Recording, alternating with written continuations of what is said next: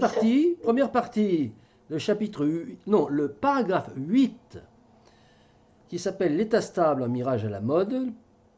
Paragraphe 8 du chapitre 2 de Rogan, la question de l'énergie et les mythes économiques. Voilà. Alors, j'aimerais commencer la première partie, c'est-à-dire l'étude commentée de Rogan, par un petit retour sur la réunion de la semaine dernière. Je pense que ce n'est pas inutile d'une réunion sur l'autre de éventuellement reprendre certains points qui ont été abordés, qui n'ont pas été forcément menés à leur terme pour ce qui concerne l'échange. Voilà. Le paragraphe 7 qui s'appelait la croissance, mythe, polémique et sophisme. Voilà, cite de mémoire. Nous avions pas mal parlé à l'occasion de la lecture de ce qu'écrivait Rogan, de cette affaire de savoir si la croissance était réellement chevillée au corps de l'homme, comme Rogan semble le penser, ou tout du moins qu'il penche pour cette hypothèse, et il citait notamment les écrits de Thorstein Veblen, qui n'est pas le seul à avoir réfléchi à ça et à pencher pour la théorie selon laquelle la croissance, le désir d'innovation permanent est chevillé au corps de l'homme. Alors, nous avons repris cette affaire, qui est une affaire très très importante, évidemment, lors de la réunion de jeudi, mais sous un autre angle, puisqu'il s'agissait de disons, l'échange contradictoire entre la décroissance volontaire et la décroissance inéluctable. Mais alors, pour revenir donc à ce qui nous intéresse, c'est-à-dire l'analyse du processus de la croissance, à travers les écrits de Rogan, Clara, tu nous avais également indiqué, à l'appui de ta conviction, que la croissance n'était pas réellement chevillée au corps de l'homme, enfin pas obligatoirement en tout cas, et que tu nous avais parlé d'une date de bascule aux alentours du XIVe siècle, d'après toi. Date de bascule, c'est une date à laquelle les hommes se sont mis à aimer la croissance et à... Voilà. Alors, elle figure entre autres elle est entre autres argumentée dans l'ouvrage de collectif sous la direction de Catherine Larère qui s'appelle Penser l'Anthropocène. Alors, bon, moi je revenais, je faisais un petit focus, rétro-focus là-dessus, parce que c'est extrêmement important, extrêmement intéressant d'étudier à fond, de débattre sur cette affaire de bascule. Alors, il reste à savoir si l'anthropocène et la croissance, c'est pareil. Là, tu parles de bascule. À partir de quand l'humanité rentre dans l'anthropocène? Bon, le sujet qui nous intéressait, nous, c'est à partir de quand l'homme entre en croissance. Et quels sont les moteurs, génétiques ou pas, qui font que pendant 1000 ans, il n'a pas bougé, puis qu'après, il s'est mis à entrer en croissance. Alors, ce débat que nous avons eu avec des échanges qui étaient assez divergents, c'est un débat extrêmement intéressant, mais qui, disons, n'est pas forcément pertinent, n'est pas forcément approprié par rapport à ce que nous étudions avec Rogan, puisque, en fait, on étudie la constatation de ce qui se passe et ce qui va automatiquement, mathématiquement, scientifiquement, physiquement arriver.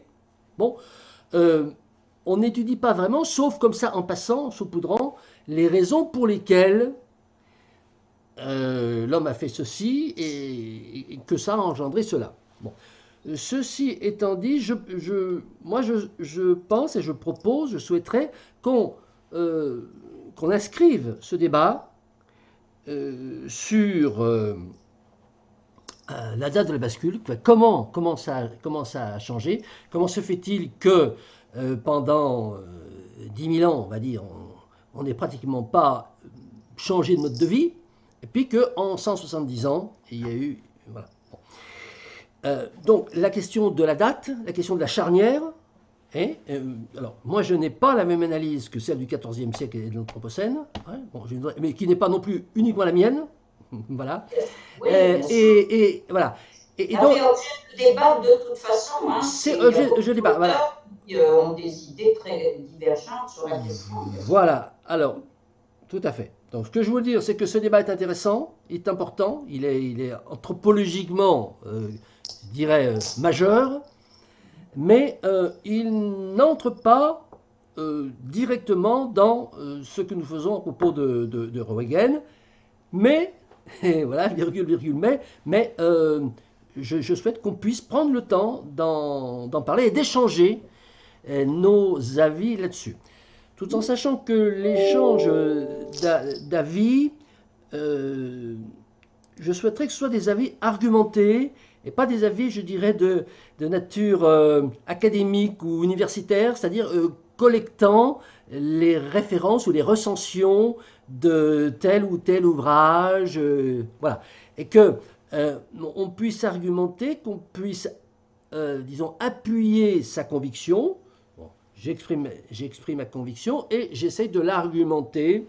Alors, en reprenant, pourquoi pas, bien entendu, les arguments. On peut faire un copier-coller des arguments qu'on a lus chez Madame Larère, Monsieur et Madame Larère, ça pose aucun problème, mais ne pas dire comme notre ami, mon ami Gilles Robert notamment l'a dit jeudi dernier, ça a été démontré que parce que Daniel Quinn l'a dit. Non, Daniel Quinn l'a dit, très bien, moi je voudrais entendre les arguments de Daniel Quinn. Voilà, très bien. Donc c'était ce que je voulais dire en petite intro. C'est ça que c'est très intéressant de distinguer Anthropocène et croissance. Tu as raison. Oui, tout à fait. Tu as raison. Parce que tout dépend si, comment dirais-je, trouver une date pour un bascule technique, on ne peut pas dire encore technologique, mais disons technique, c'est une chose. Argumenter sur le moteur de l'appétence et de l'addiction à la croissance, c'est autre chose. C'est complètement autre chose. Voilà. Et donc, c'est très intéressant parce que, surtout après avoir travaillé Roentgen, qui lui effleure cette question de l'appétence pour la croissance, mais dont l'argumentaire est plutôt géophysique, puisque c'est le sujet même de son travail. Donc il faut bien serrer de quoi on parle, je suis tout à fait d'accord avec toi. Voilà. Alors, bon, je vois avec satisfaction que ces sujets vous intéressent, ces thèmes vous intéressent, donc on va les inscrire en tant que débat à mener. Tout en sachant qu'il y a un distinguo, pas forcément. Bon, il y a des interconnexions, des interactions, bien entendu, mais il y a le débat sur les différentes étapes de l'Anthropocène. Enfin, est-ce que l'Anthropocène, c'est une bascule ou c'est une bascule qui a eu plusieurs étapes? Et puis, le moteur de la croissance, le moteur à l'intérieur de l'homme, à l'intérieur de l'esprit humain de la croissance, est-ce qu'il existe, est-ce qu'il n'existe pas? Est-ce qu'il est lié à l'Anthropocène? Voilà. Bon, donc c'est deux débats qui sont conjoints, mais sensiblement distincts.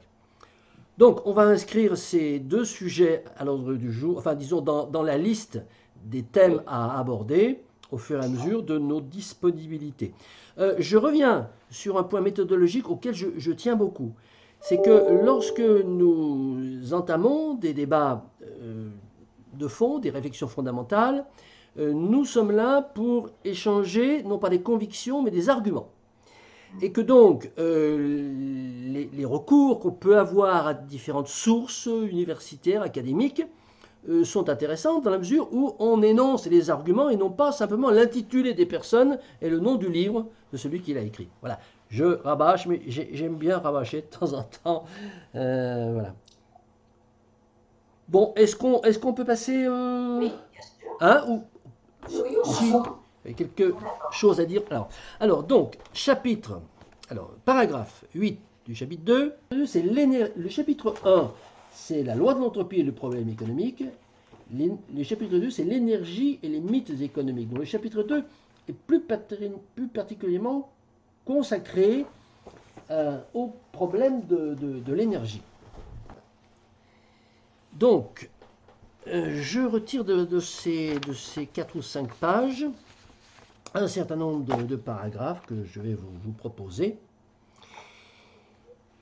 Huygens nous dit que l'une des critiques fondamentales retenues contre Malthus, mais également contre Meadows, alors les écrits de Malthus, les écrits de Meadows, donc les limites de la croissance, et puis il cite également Changer ou disparaître de notre ami Edward Goldsmith, le créateur de The Ecologist. Changer ou disparaître, c'est un article, enfin c'est un texte qui est paru en 1971. Voilà. Et Huygens apporte des critiques sur ces 3 textes. Il dit que ils sont victimes d'un syllogisme actuellement fort répandu, quoique faux, qui est celui-ci. Puisque la croissance exponentielle dans un monde fini conduit à des désastres de toutes sortes, le salut écologique réside dans l'état stationnaire. Donc c'est ce qu'il ressort de Malthus, enfin entre les lignes quand même, c'est ce qui ressort très clairement du rapport Meadows, et c'est ce qui ressort encore plus clairement de Goldsmith, qui est un adepte de l'état stationnaire.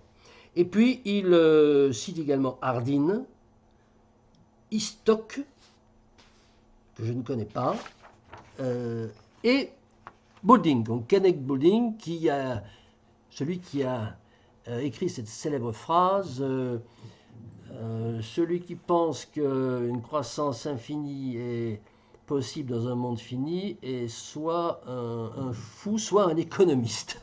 Voilà, je crois que c'est quelque chose dans ce genre-là, mais je ne suis pas sûr des termes exacts.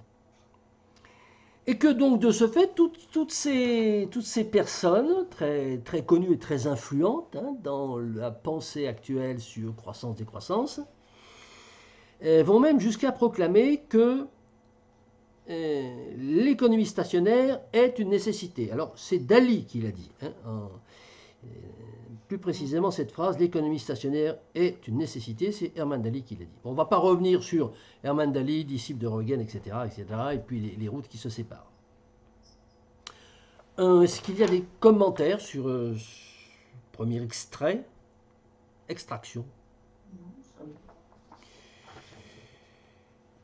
Alors ensuite, le tableau d'un monde de félicité dans lequel tant la population que le stock de capital demeure constant. Alors c'est un tableau qui avait été illustré par John Stuart Mill,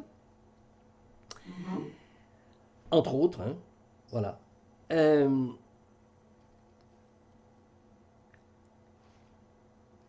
A sombré dans l'oubli jusqu'à une date récente, en raison du réveil spectaculaire de ce mythe du salut écologique. Donc l'état stationnaire devient le salut écologique. Huygens nous dit qu'il est bon d'en souligner les multiples écueils logiques et pratiques. Et il va nous expliquer un petit peu tout ça. Alors l'erreur cruciale, d'après lui, consiste à ne pas voir que non seulement la croissance, mais même un état de croissance zéro, voire un état décroissant, alors là, encore, je pense que... Alors on parlait, je pense que la traduction de Greenwald, nous parlions tout à l'heure des textes en anglais.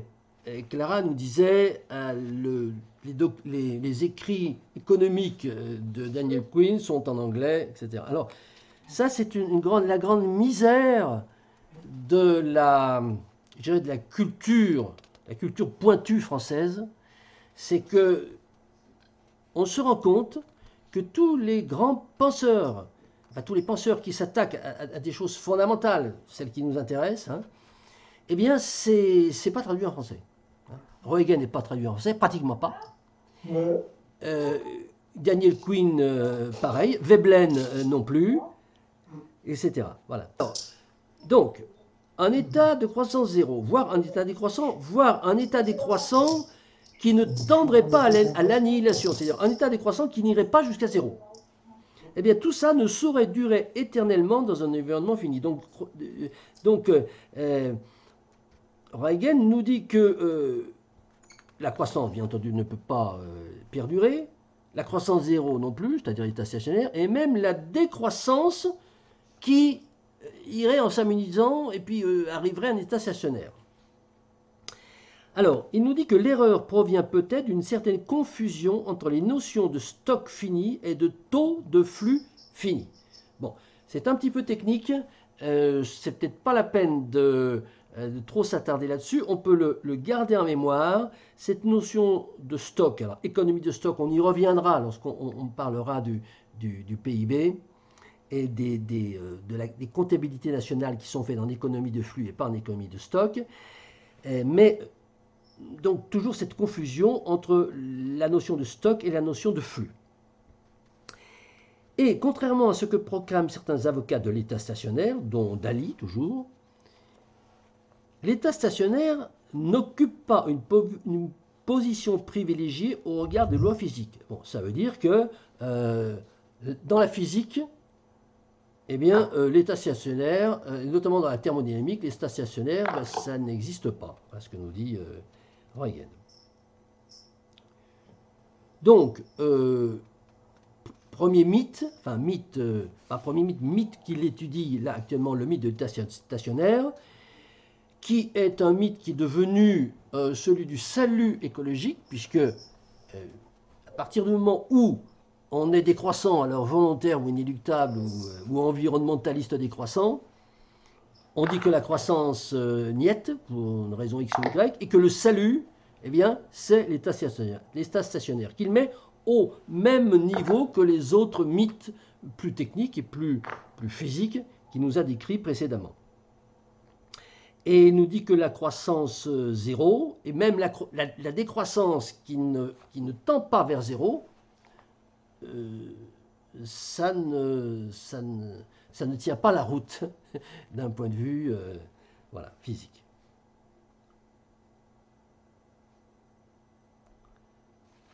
Les réactions? Ben, je pense que c'était là où on en était en 79, c'est par là que je crois que ces articles ont été écrits. On avait encore besoin de démontrer ça, c'est peut-être connoté de l'époque. 71 à peu près. Hein. Ou même 71. Enfin, bon, disons que, c'est alors, pour non pas la petite histoire, mais pour bien préciser la contemporanéité des textes que nous étudions, ce recueil qui s'appelle La décroissance, qui a été traduit par, comment il s'appelle, Greenwald, ce sont des extraits de deux gros bouquins de Huygens. Un qui a été écrit en 71 qui s'appelle The Entropy Law and Economic Process, la loi de l'entropie et le processus économique, et puis un deuxième écrit en 78 ou 79 voilà, qui s'appelle Energy and Economic Misses. Voilà. Alors les deux bouquins font chacun 450 pages et Greenwald et Evans ont tiré les extraits qu'ils ont jugés comme étant les plus symptomatiques et les ont traduits. Ce sont les seules traductions de Huygens.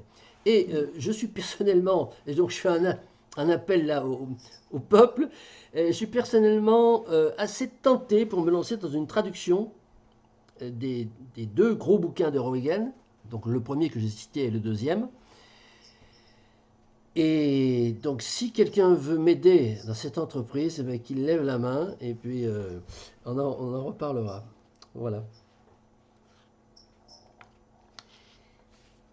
Oui, alors, Hervé, tu dis en 70... moi, je reste passionné. S'il y a un point qui me passionne, c'est comment on a pu avoir besoin de passer des heures et des livres à démontrer une telle évidence, quoi. J'en suis encore là, moi, c'est... comment les économistes, les ingénieurs, ont eu besoin qu'on leur secoue les plumes sur, enfin, il y a beaucoup de choses comme ça. Une croissance stationnaire, c'est un non-sens. Une décroissance qui aboutit pas à zéro, c'est un non-sens aussi. Je suis étonné qu'on ait besoin de passer encore beaucoup de temps à se persuader de ces idées-là. Voilà. C'est notre base c'est notre base de départ, quoi qu'il arrive, c'est évident. Un système fermé ne peut pas se renouveler, surtout pour les parties géologiques. Donc quand c'est épuisé, point barre. Donc voilà, c'est marrant, je ne comprends pas qu'on passe tant de temps à répéter tout ça. Mais je comprends qu'en 71, on ait encore besoin de le dire, peut-être, oui, parce que le contexte historique, le contexte guerre, le contexte post-guerre, le contexte guerre froide, le mythe d'une croissance avait peut-être besoin de... C'était peut-être un dragon très solide encore à cette époque-là. Mais aujourd'hui, bon, ça paraît quand même tellement une évidence. Voilà. Mais bon, c'est pas argumenté là. C'est juste mon étonnement permanent. Et c'est plus, moi, le point de recherche qui me passionne, c'est comment les humains font pour ne pas voir ça. Alors c'est très intéressant ce que tu dis, parce que ce qui se passe aujourd'hui, c'est tout le contraire. C'est-à-dire que la majorité des gens croient en l'État stationnaire. Alors tu nous dis... je pense vraiment pas, Christian. Ah oui, On revient à d'accord. la polémique D'accord. de jeudi, j'ai pas du tout d'argument plus que ça. D'accord. Mais pour moi, non, absolument pas. Ouais. Les gens n'y croient absolument pas. Ouais. Les gens sont pris dans un système, mais au sens du mot croyance, non. Alors, on va pas pouvoir effectivement démontrer... Mais on peut pas aller plus loin, quoi. Voilà. Oui, on va pouvoir... bon. Mais par contre, ce qu'on peut constater factuellement, c'est que les mouvements politiques nous vendent ça. Non, là encore non, c'est ton image tes convictions. Non, justement, c'est tes convictions. Non, on va sortir les discours là. On va sortir les discours là. C'est pas les discours. J'ai bien senti jeudi la grosse bouillaque qui était faite de tous les discours mélangés. Alors que c'est un des drames de l'écologie politique, c'est qu'il y a des discours extrêmement différents, très éloignés les uns des autres, et que hélas les médias en font une tambouille complètement affligeante. Mais entre Mélenchon, Rousseau, Delphine Batho, c'est des discours diamétralement opposés les uns aux autres. Et donc c'est ça. Et pour le moment est servi au grand public un fondu de tout ça qui est dramatique. Ça oui.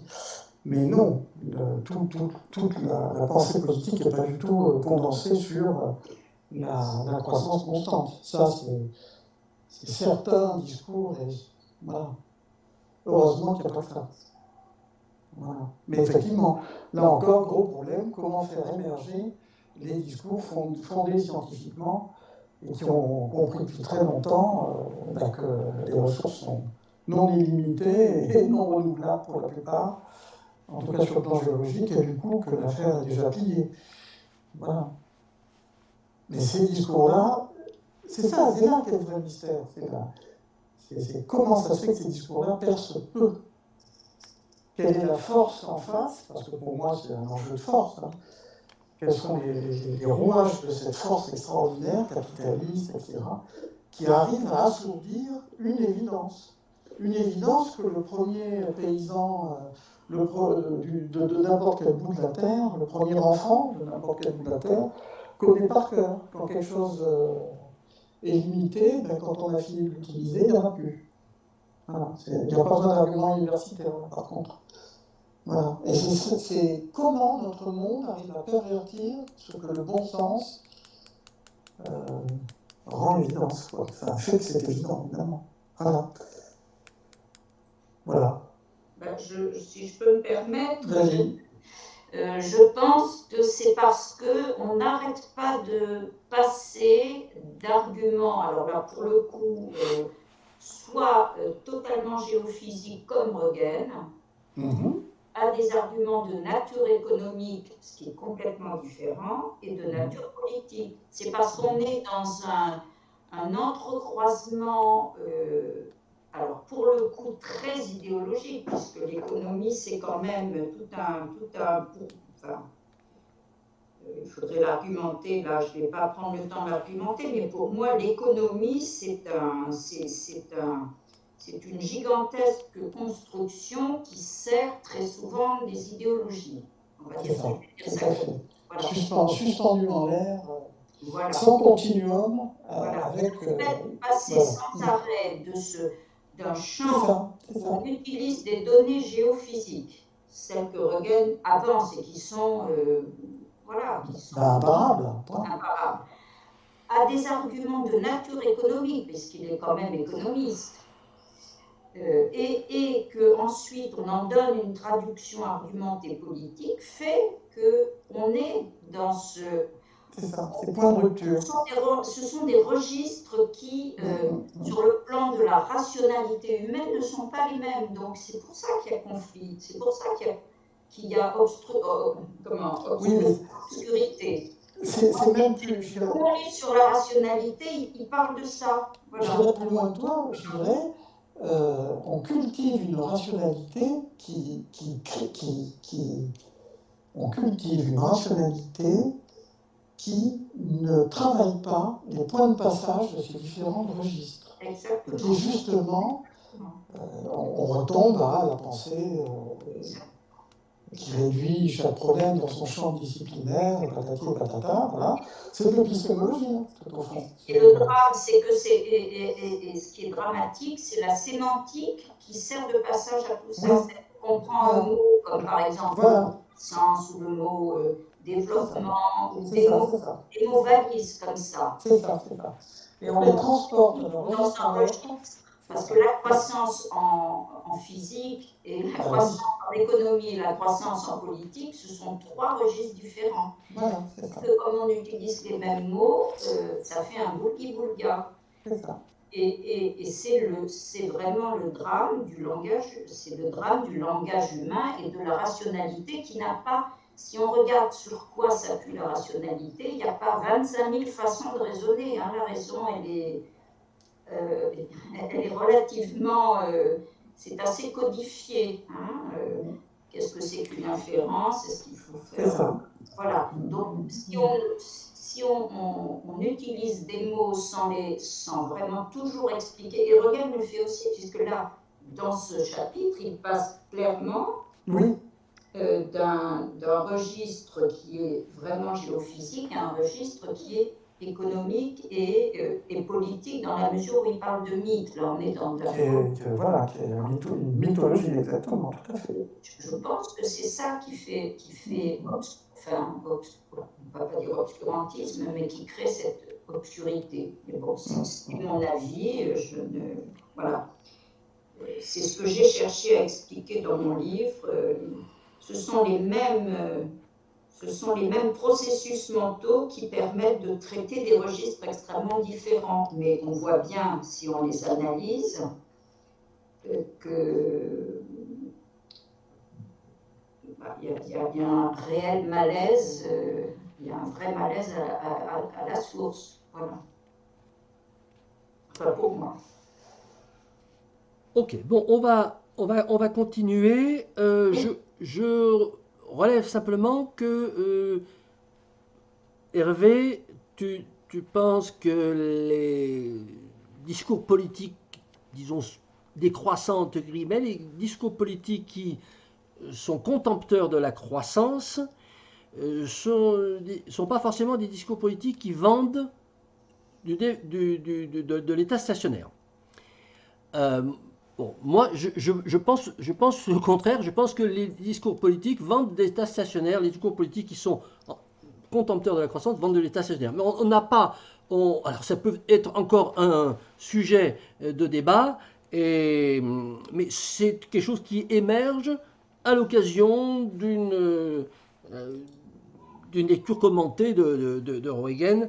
On n'a peut-être pas le temps de traiter à fond cette divergence.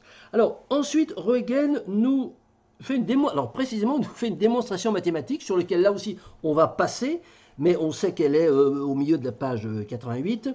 Une démonstration mathématique avec des variables, hein, S, soit S la quantité réelle de ressources accessibles de la croûte terrestre, soit PI la population, et SI, la quantité de ressources épuisées par personne et dans l'année, et puis il fait une équation, L égale somme de pays, etc. Et il démontre, voilà, alors ça c'est très intéressant parce que nous n'avons pas le temps de travailler, disons de faire un petit cours de mathématiques là-dessus, mais c'est quelque chose qu'on peut apprendre et qu'on peut ressortir de façon scientifique face à quelqu'un qui va nous nous exprimer sa conviction qu'un état stationnaire est tout à fait possible. Je peux faire une remarque, c'est pas une démonstration, c'est juste une traduction en langage mathématique d'une évidence de bon sens. Oui, le théorème de Pythagore aussi, c'est une évidence de bon sens. Enfin bon, oui, on peut le dire comme ça. C'est une façon, je dirais, philosophique de parler des mathématiques. Le processus économique, Clara, et également toi, vous venez de parler d'économie en disant l'économie, elle est traitée d'une façon... Enfin voilà. Bon, l'économie, elle peut se présenter en équation. D'ailleurs, Solow le fait. On peut mettre en équation des variables et voir ce que ça donne lorsqu'on assemble ces variables avec des signes plus, des signes moins, etc. Voilà. Bon. Donc, c'est une démonstration qui a, je dirais, une caractéristique mathématique. Elle démontre une évidence. Oui, ok, très bien, elle démontre une évidence. Mais il semblerait comme qu'il y ait déjà des gens qui aient besoin qu'on la leur démontre. Hein, bon. Ah, mais tout à fait. On va pas s'apesantir. On va pas s'apesantir. Bon. Alors, ensuite, il faut qu'on avance parce que l'heure avance. Les partisans du salut par l'état stationnaire doivent reconnaître que cet état ne saurait avoir qu'une durée finie. Faute de quoi, il leur faudrait rejoindre le club des sans limites en soutenant que grand S, c'est-à-dire la quantité de ressources accessibles de la croûte terrestre, est inépuisable ou presque. Et c'est ce que fait en fait Meadows. Voilà. S'ils s'y refusent, eh bien alors qu'ils élucident donc le mystère d'une économie entière qui, après avoir été stationnaire pendant une longue période, tout à coup prendrait fin. Voilà. Apparemment, les avocats de l'état stationnaire assimilent ce dernier à la notion d'état stable d'un système thermodynamique ouvert. Eh oui, mais on n'est pas ouvert. On n'est pas ouvert. Alors, ça aussi, on en parlera. Le système Terre est un système, en fait, semi-ouvert. Mais il est ouvert d'un point de vue de l'énergie, grâce à l'énergie solaire, mais il est fermé d'un point de vue de la matière. Voilà. Cet état consiste en un macrosystème ouvert qui maintient sa structure entropique constante au moyen d'échanges matériels avec son environnement. Je dis voilà, c'est-à-dire que je consomme de la matière, mais j'en récupère. Or, ce n'est pas le cas. C'est pour ça qu'on est en train de partir sur la Lune, pour dégrader la Lune.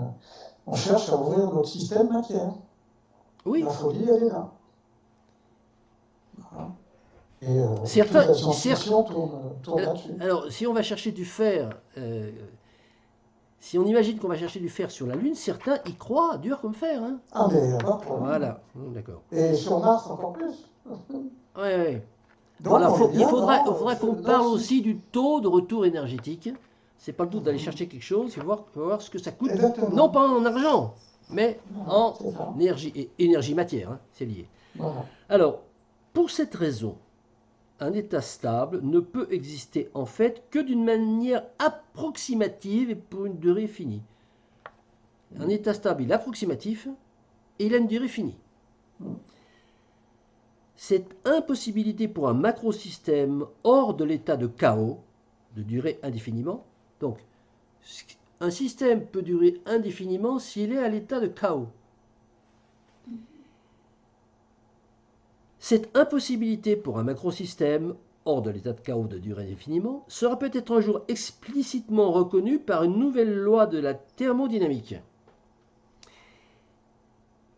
Les spécialistes s'accordent en effet à reconnaître que les lois actuelles de la thermodynamique ne suffisent pas à rendre compte de tous les phénomènes non réversibles, et notamment des processus de la vie. Donc, Hogan nous dit, la thermodynamique, qui est déjà une discipline anthropophysique, elle ne rend pas compte de tout.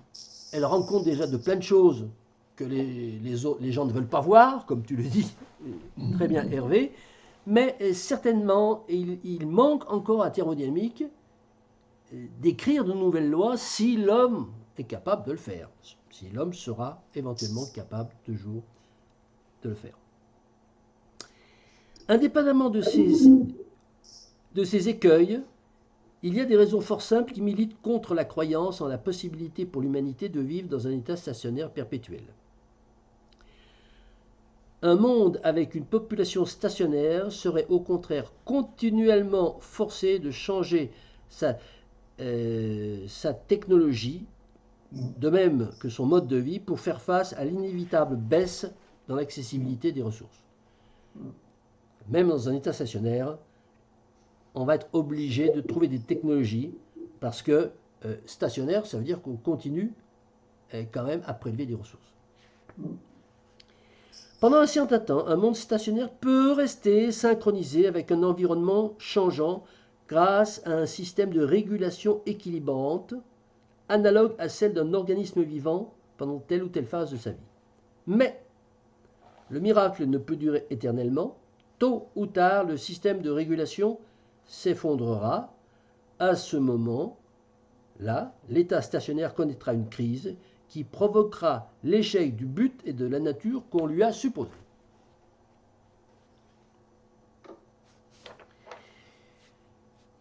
Il faut se garder d'un autre piège logique qui consiste à invoquer le principe de Prigogine en faveur de l'état stationnaire. Alors là, c'est pareil, il faut regarder un petit peu ce que dit Prigogine et voir la critique de Roentgen par rapport au principe de Prigogine. Ça nous apporte des arguments scientifiques contre tous ceux qui nous enverraient des arguments scientifiques pour nous prouver qu'un état stationnaire, ça peut durer. Un peu plus loin, je vais très vite parce que, à moins qu'il y ait des commentaires. Non, moi ça me va très bien. Ouais. Voilà. D'autres raisons, d'autres arguments qui sont donnés en faveur de l'état stationnaire, qui ne sont pas d'ordre économique, mais qui sont plutôt d'ordre politique ou sociaux, culturels, qui sont les suivants. Dans un état stationnaire, les gens n'auraient pas à effectuer de travail supplémentaire pour accumuler du capital, ils pourraient donc se consacrer à d'autres tâches. C'est un discours qu'on entend beaucoup, notamment chez certains décroissants volontaires dont nous avons déjà parlé, nous aurons certainement l'occasion d'en reparler. Toutefois, l'histoire offre de multiples exemples, tels le Moyen-Âge, de sociétés quasi stationnaires où les arts et les sciences étaient pratiquement stagnants. Donc ce n'est pas parce qu'on est dans un état stationnaire qu'on va avoir une floraison, une émergence quantitativement florissante de recherche culturelle, artistique. Dans un état stationnaire aussi, les gens peuvent être occupés à longueur de journée dans les champs et dans les boutiques. Ce n'est pas parce qu'on est dans un état stationnaire qu'on n'a plus besoin de travailler. Ça aussi, c'est un discours qu'on retrouve, c'est pas le temps maintenant de le faire, mais qu'on retrouve de façon factuelle dans des programmes décroissants.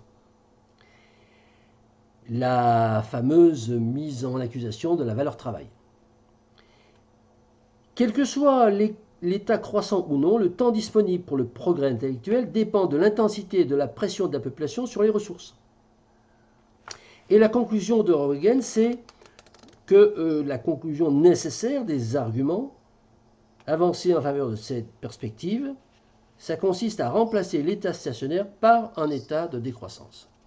Bon, là, à mon avis, c'est mal traduit encore. Ce n'est pas une question de remplacer, c'est que s'impose. C'est que l'état de décroissance s'impose par rapport à l'état stationnaire. Ce n'est pas une question de choix. Voilà, donc voilà ce que j'ai pu extraire de ce paragraphe 8. Et peut-être quelques commentaires. Je vais juste dire que tout ça me va bien. Pour moi, l'état stationnaire est totalement contradictoire avec ce qu'est la vie. Donc, de toute façon, c'est même à la source un argument complètement absurde pour moi, même voilà, de nature scientifiquement absurde. La vie, ça n'est pas l'immobilité, c'est le déséquilibre permanent. Donc, ça n'a pas de sens de parler d'état stationnaire. La population varie, les entrées-sorties varient, les ressources varient, les déchets varient, tout varie. Donc, l'état stationnaire, c'est pour moi vraiment ça fait partie de ces mythes économiques. Pour moi, ça me va très bien. Oui, tout à fait. Toute chose étant égale par ailleurs, selon la formule consacrée, ne veut strictement rien dire. Il n'y a jamais des choses égales par ailleurs. Ça ne veut rien dire, voilà.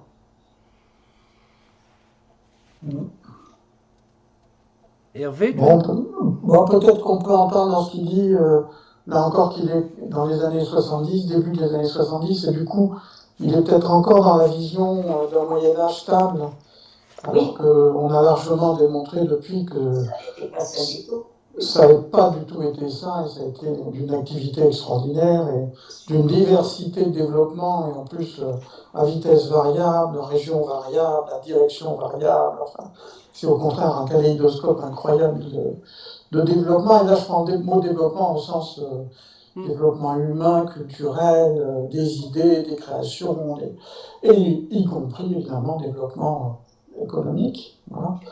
Donc je pense qu'il est victime d'une vision datée de son époque. Et pareil sur le plan artistique, hein, on démontre assez maintenant. Surtout qu'on démontre que, comme tu le dis très bien Clara, au Moyen-Âge, ça a été des phases d'expansion et des phases de disparition. Il y a tellement eu, je ne sais plus, la grande peste, je ne sais plus combien c'est, j'ai lu il n'y a pas longtemps les chiffres, je crois qu'on est passé de 20 millions d'habitants à 10 millions d'habitants quasiment en quelques années en France. Et évidemment qu'on imagine que les conditions de tous les jours et les conditions de pensée, de créativité et d'activité sont totalement modifiées à une vitesse inimaginable quand il se passe des telles variations démographiques, quoi. Et puis une telle peur, parce que ça doit être extraordinaire à vivre, à sentir ce qui se vit à ce moment-là sur le plan social et individuel. Donc du coup, imaginez qu'il y a un état stationnaire. Voilà, mais bon, je pense qu'à son époque, il luttait contre, là encore, là où on était, la connaissance. Et si effectivement le Moyen-Âge était utilisé comme métaphore. Oui, très souvent, voilà. Alors que c'est à l'Andalouse, enfin, c'est une période d'une richesse et d'un développement extrême, y compris économique. Hein, donc, c'est pas. Voilà. Mais je me souviens quand j'avais lu ce chapitre, là je l'ai plus sous les yeux, c'est une critique, même sur le plan strictement de la modélisation mathématique, je crois me souvenir, Christian, si tu as le texte sous les yeux, je ne sais plus si c'est dans ce chapitre ou ce paragraphe ou le précédent, qu'il dit qu'on a critiqué Meadows pour avoir fait justement cette confusion entre les stocks, les flux, et d'avoir utilisé une modélisation mathématique pour faire le glissement. Mais bon, c'est très typique des opérations de tric-trac économique. Enfin, bon, voilà. Mais non, voilà. Ce chapitre, je trouve ça assez intéressant. Voilà. Non, et puis complètement d'actualité, parce que la croissance zéro, la post-croissance, la non-croissance, effectivement, c'est des discours, comme dit Christian, qu'on entend, et qui viennent ensevelir d'autres discours, d'où le mélange médiatique merveilleux qu'on sert aux citoyens.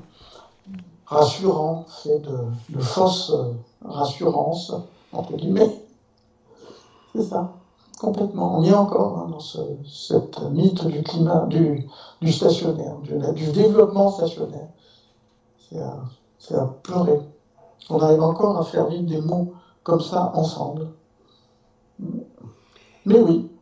Ok. Alors, je rappelle, c'est page 88, c'est au milieu de la page 88, un paragraphe où il y a une démonstration, il y a une équation, et une série d'équations mathématiques sur lesquelles on peut se pencher, parce qu'il faut prendre le temps quand même Le raisonnement mathématique n'est pas forcément aussi rapide que le raisonnement philosophique. Bon, bien que ça aussi, c'est un autre débat. Mais ils ne sont pas si nombreux, à part Solon. Ce sont des matrices, des équations qui s'opposent à celles de Solon. Donc c'est intéressant. Oui. Solon, il a écrit une équation pour que la croissance puisse durer, pour démontrer que la croissance peut durer. Et bien, Huygens lui répond avec une équation où il démontre que ça ne peut pas durer. Voilà.